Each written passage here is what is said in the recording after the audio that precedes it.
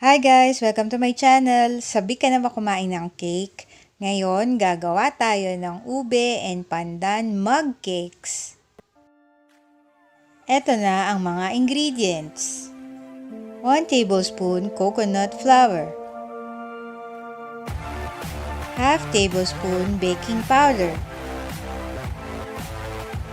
2 sticks of equal gold. 1 egg. 1 tablespoon water. 1 tablespoon all-purpose cream. 1 tablespoon coconut cooking oil. 1 teaspoon ube flavoring. And cheese.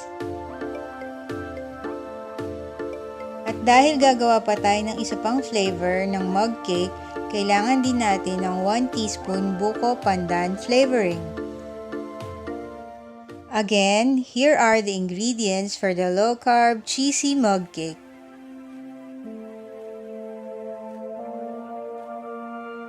And now, let's begin. Maglagay ng coconut flour sa isang bowl.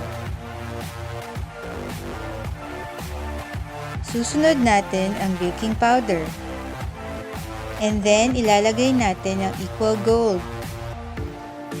Now, it's time na haluin ang lahat ng mga dry ingredients.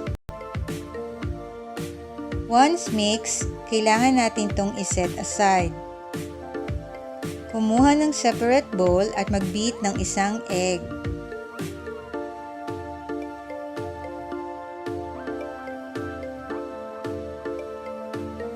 Mag-add ng tubig. Next na ilalagay ay ang all-purpose cream. Isunod ang coconut oil. Ngayon, ilagay na ang ube flavoring. And we will mix all the wet ingredients. Isi-set aside din natin ito. Kumuha ng microwave-safe mug at dito ilagay ang dry ingredients. Isalin na rin dito ang wet ingredients. And then, we will mix. Kailangan lang nating siguruhin na nahalo natin ito ng mabuti. Pag nahalo na, pwede na ilagay ang cheese. Now, ready na siya para i-microwave. I-set ang cooking time sa 2 minutes.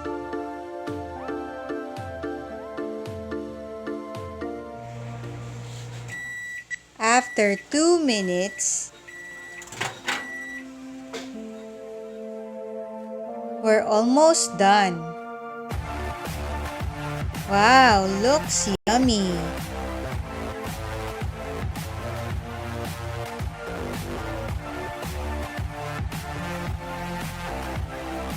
Aside sa ube, gumawa din ako ng pandan-flavored mug cake.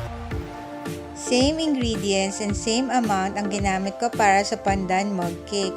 Pero imbis na ube, buko pandan flavoring ang ginamit ko. Sawa ka na ba sa usual mug cake mo? Ngayon, lagyan na natin ng flavor. Try mo to, low-carb cheesy mug cakes.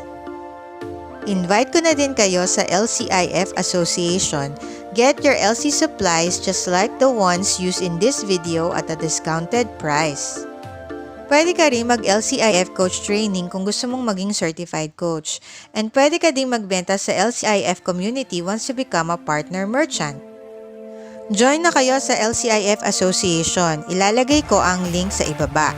For more low-carb recipes and hacks. Like and follow me on Facebook. Don't forget to subscribe. Thanks for watching!